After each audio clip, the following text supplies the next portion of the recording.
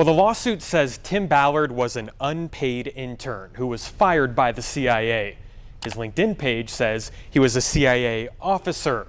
His Twitter, until recently, said undercover operator, and the church called him a former CIA operative. So I asked the question to him earlier this year, point blank. And as you're about to see, his answer didn't exactly match any of those stories. If someone had worked for the CIA, but maybe stretched a little bit, no one's going to say anything. It's just kind of like let it go, because there are people that do that. Peter Warmka is a former CIA case officer who says he never met Tim Ballard, but he has questions, especially after seeing Ballard labeled in promotional material as a CIA operative. The term operative is not really a term used within the organization. There's no such thing as an operative. You're either a case officer or an analyst or a support staffer. Frank Montoya was a special agent with the FBI for 26 years. Most recently, special agent in charge of the Seattle field office. So you didn't work for the CIA, but you know how the CIA works. Absolutely. I worked very closely with them on a lot of stuff. We showed both of them the lawsuit filed against Tim Ballard, accusing him of being an unpaid intern who failed a polygraph test and was fired. They do have interns. I'm not sure that they're unpaid.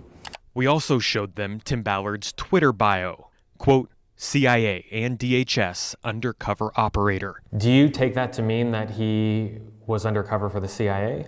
That's my take on it, yes. And we showed them this interview we recorded with Tim Ballard in February, long before the lawsuit was filed. What did you do for CIA? There's too many NDAs, probably I shouldn't. Is that? It was all the cool stuff I ever did with HSA. Yeah. Got it. Just because CIA is just such a secretive. Yeah, but it wasn't operational stuff. It was analytical. It was an analyst officer position, not like it wasn't like hands-on. Like I said, all the cool stuff is. So your job was as an analyst? Yeah, I was an analyst. Have you ever heard anybody refer to themselves as an analyst officer? No, within the agency we refer to them as secrecy agreements, not NDAs.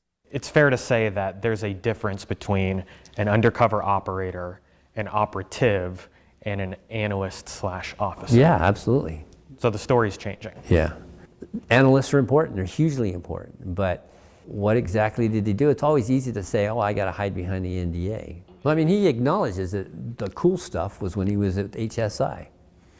So, is the CIA experience even relevant other than to try to entice people into giving him money? You're not saying he's lying. You're just saying it raises red flags. It raises questions. Certainly it does. To me, it'd be kind of confusing, and even more so for the general public. What does all this mean, right? Get to the truth. We're not the only ones to ask Tim Ballard that question. Another former CIA officer, who asked to not be identified, says when he met Tim Ballard, Ballard downplayed his service, stating he only worked in the CIA watch office.